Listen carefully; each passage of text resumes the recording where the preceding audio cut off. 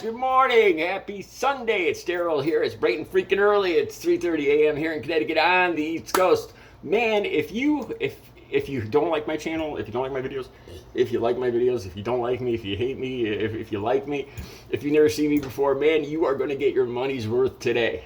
I went through this news stories this morning, and I didn't see anything I liked. I didn't see anything that set me off or made me happy or whatever. And I've been meaning to do a recovery video. And today, I don't know if I'm going to be able to monetize this. I'm going to talk about pornography, masturbation, and drug addiction, and men.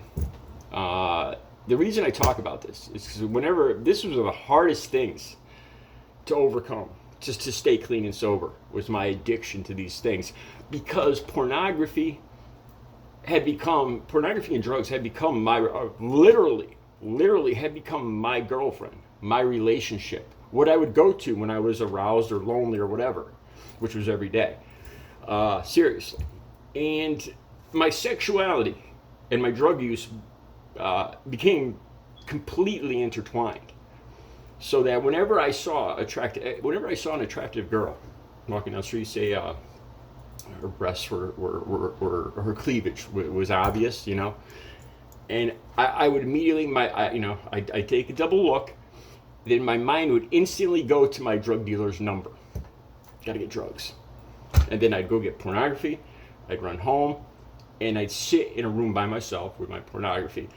The masturbation, there wasn't much of it because, if you're a man, you'll kind of understand the cocaine and methamphetamine.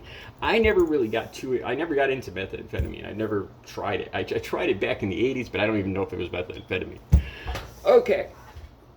Now, when I wanted to get clean, in the back of my head, I kept telling myself, I'll never be able to do this. How am I going to give up my sexuality? Every time I get horny, I go to drugs. And every time I go to drugs, I get horny. The two are just inextricably combined and intertwined. That I did not believe they could ever be pulled apart. I'm going to have to do this video in a couple pieces. So this is going to be part one. All right, let me bring this up. I want to bring this up. The first time I ever saw pornography, I'm going to tell you guys the way it affected me. I was 8 or 9 years old. I don't know if this is usual with other guys.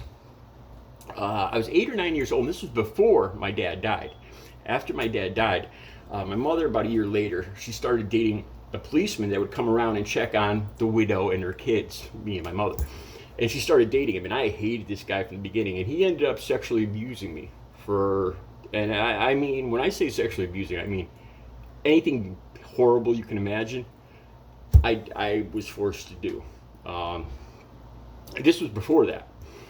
I don't know if my reaction to the first time I saw pornography, I almost blame myself, which is ridiculous. Okay, I was 8 or 9 years old. I was hanging out with two of the women I've come to love the most in my life, besides my mother and my sister. Two of my cousins. They live in Maine now. I think they're school teachers. And it was me and these two girl cousins that were a couple years older than me. And my father was the park ranger. I lived in the state house, and the maintenance barn was behind the house, where they built the picnic tables and all that stuff, the signs and all that stuff, the whole crew of park workers that my dad ran. And we'd sneak in there and steal nails and hammer and lumber and go build forts. Okay, so the three of us are sneaking in there. Now the guys, see, I don't know if this had something to do later with my addiction to pornography too. Because the guys that worked in the park, remember, I moved there when I was 5. And I stayed there until I was 14. I never used drugs while I was there, but the guys in that park would find pornography left in the park that single guys, I don't know what the drug use was like in the 70s, but single men would go to the park with pornography and view it and throw it away. The maintenance guys would bring it back to that barn where I would find it. And I still remember the first time I saw pornography and the way it affected me.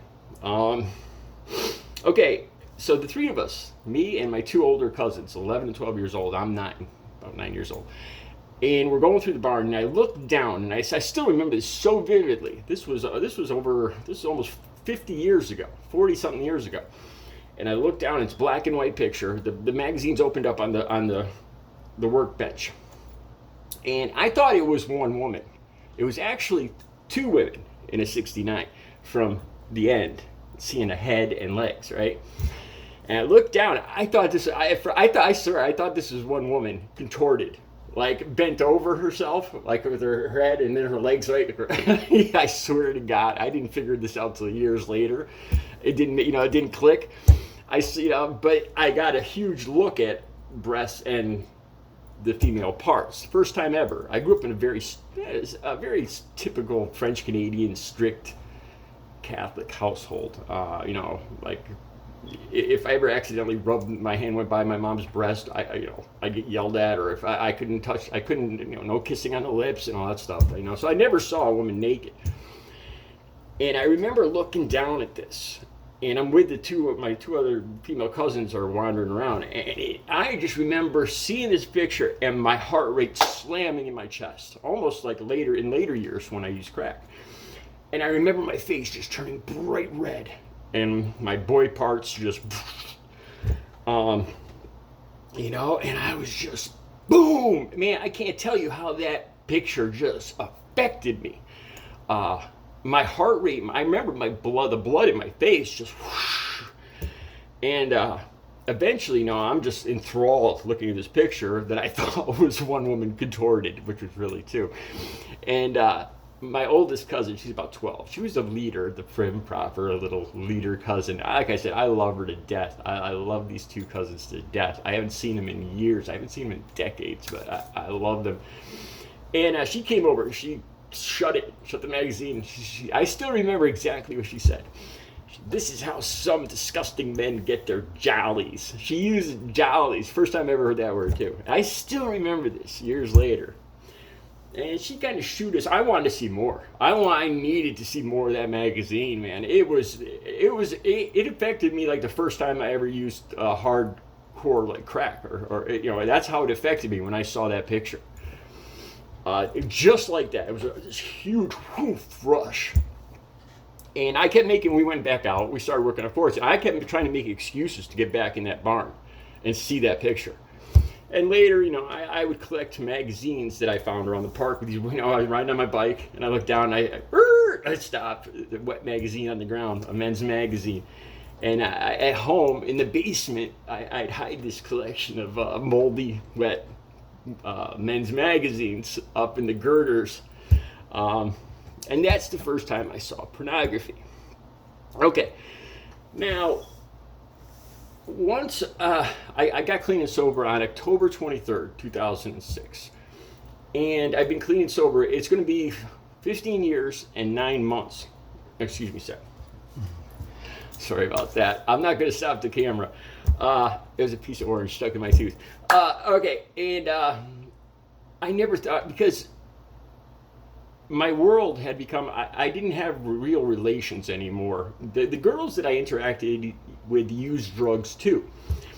And they weren't really girlfriends. It was just trysts and meetings, because everybody was so involved in their own drug world that there was no real relationship. The drugs came before everything. And drugs became my girlfriend. I would go and get pornography. The two were inextricably combined. Whenever I'd see a beautiful woman, say I saw a beautiful woman walking down the street, and I could see her cleavage, I'd do a double take. The first thing that would go through my mind, what's my dealer's phone number? Bam. And this is the reason I talk about this is because I get tons of comments that people the guys especially, are glad that I talk about this. I remember I'd been clean for a year or two, and I went to one of the local malls. This was a close one. And I'm walking through the mall, and it's only 11 or 12 on a Sunday. I don't know what this girl and her friend were doing in the mall. She was dressed, it was almost in a cosplay, garters. The skirt, a little skirt this long, came up to her. You could see her backside hanging out. Only about barely 18 years old. Garters, fishnets, walking through the mall. And my head just snapped. Now, I was like 40 something. I'm not proud of this. There's a whole pack of boys and men following her through the mall. you know, and I kind of turn in with them, like the Pied Piper, man. And I've been clean for a year or two, and the first thing, this was a real test, you know, the first thing that went through my mind, because, you know, I see all the guys, you know, there's no way I'm going to talk to this girl. There's never going to be any, you know, it's a fantasy kind of thing. So drugs, go to drugs, you know, get my drugs, get my pornography, and kind of relive a sexual fantasy world back at my home, all by myself, locked in a room. That was my life every time I used. When going to get clean and sober, I didn't think I'd ever be able to get clean and sober because of this interaction. You know, how am I going to get clean and sober when my sexuality, my horniness, my drive is completely connected to my drug use, and vice versa? When I use one, I go to the other. When I go to the other, you know, every time. How can I pull these two apart? I can see I'm up to 10 minutes now. I hate to cut it off here, but I'm gonna continue this in the next video. I need some time to think about this and what I'm gonna talk about. But it gets better. And I could say this, for the last 15 years, I didn't go to drugs that day. I worked through it. But that was probably the closest instances. That girl in the mall and that sexuality, that rush I got when I saw her, and I almost I wanted to go buy crack, and I didn't. And I still remember that, you know, they gave me confidence. And it's been 15 years and going on 9 months, and I've had to avoid pornography. But on the good side, I've learned to deal with it. I like, you guys know that I've had 2 real relationships with girls who did not ever use it. Very successful, beautiful women who I was lucky to ever date. Long term, one was a little over a year, and Audrey. The only reason I'm not still dating her is because she died last August 5th from COVID. And they were beautiful girls, and I found that I was able to move on and have a completely well, I kind of laugh. I laugh when I say this, a normal sex life, because what sex life is really normal, you know? I'm going to talk more about this in my next video, because there's so much I want to talk about, and I want to organize my thoughts, and I don't want to miss anything. But if you have this problem, or somebody you know has this, and believe me, I'd say 90% of men that use especially stimulants are going to identify with this. There's hope. There's more than hope. There is recovery. It is more than possible to lead a completely normal life. So I'm gonna do some thinking, because I want to conclude everything and give you guys the whole package. And that'll be the next video. You guys have a great Sunday.